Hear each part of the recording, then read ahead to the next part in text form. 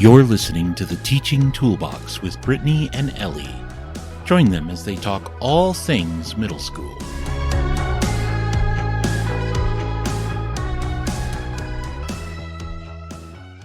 Before we jump into our latest episode, I know we're all busy.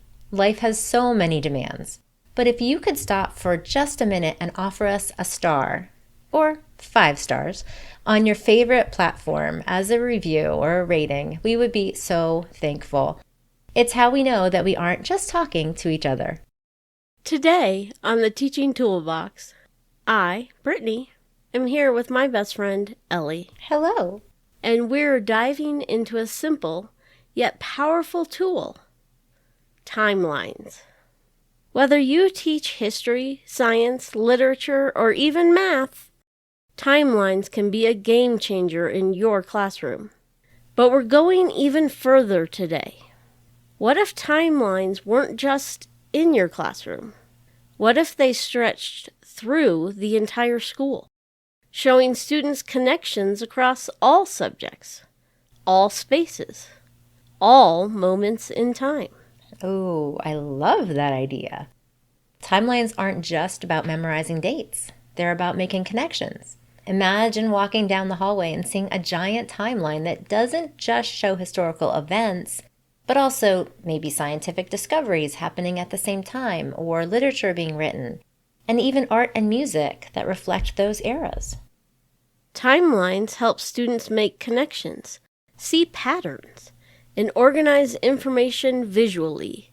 They aren't just for history class. They help students sequence events, understand cause and effect, and even see relationships between different concepts. Absolutely. Research shows, we know that it shows, that visual learning improves retention, and timelines give students a clear way to structure that information. They work well for all kinds of learners, visual, kinesthetic, and even verbal learners, when paired with discussions. They also make abstract concepts concrete. If students can see how scientific discoveries build on each other over time, or how math concepts develop through history, suddenly those subjects don't feel so disconnected. And they encourage cross-subject connections. Imagine a timeline that shows what historical events were happening when Shakespeare was writing, and how art and music reflected those cultural shifts. That's so cool. Plus, they foster critical thinking.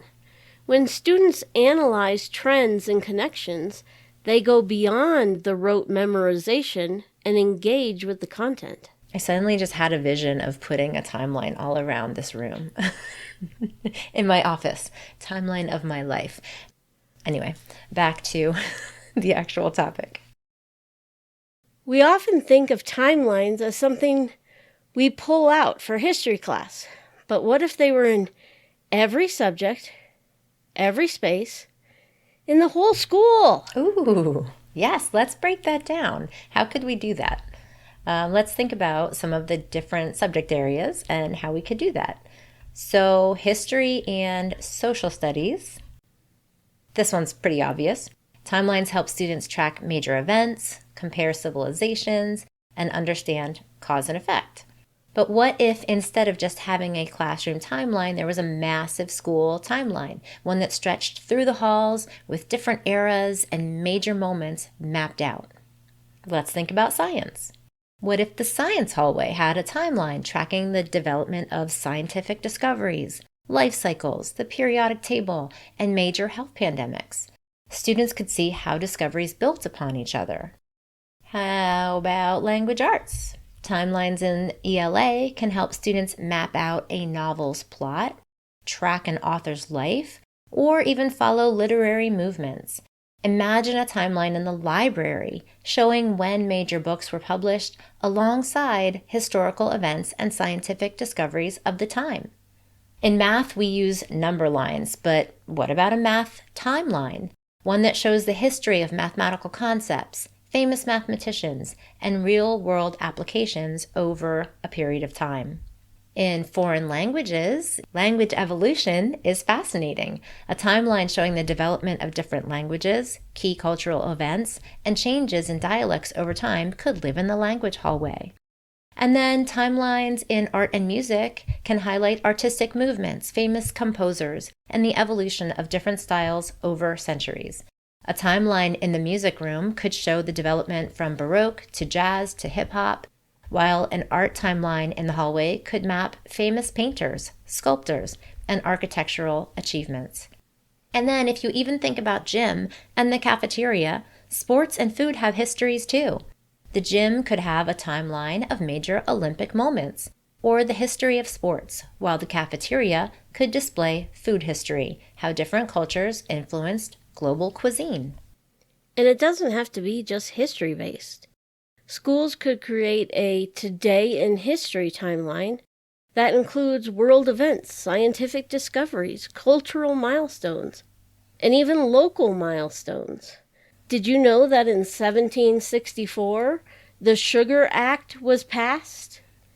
That John Wilkes was expelled from British Parliament at that same time? That Mozart was writing his first symphony in that same year? You said 1764? 1764. Okay. John Adams and Abigail Smith were married, and the Battle of Buxar was happening in northern India between the British East India Company and some Indian states. Interesting. So we have things happening all over the world combining to make the earth that we live on. Yeah, it's interesting to think about all those different things at the same time in all the different places and all the different genres, if you will. Right. So how do we actually make this happen? Well, here are some ideas for making timelines engaging and interactive in your school.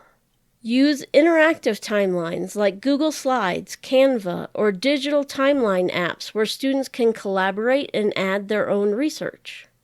Have collaborative timelines where you assign different classes or grade levels to different time periods and have them contribute to a larger school-wide timeline.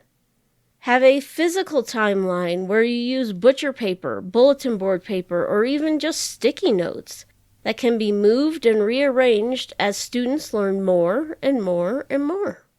Have your students create personal timelines about themselves where they add more to different subjects about their own lives. So maybe they add that they learned to play cello into the music timeline. And then in the PE timeline, they put that they got a first place medal in the long jump or something. In the cross-curricular timelines, you can work with teachers across subjects to create timelines that span disciplines.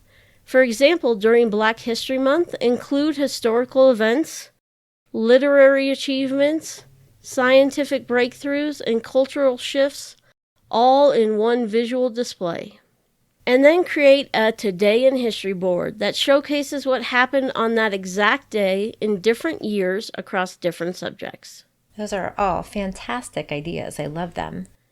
And then remember to add some creativity.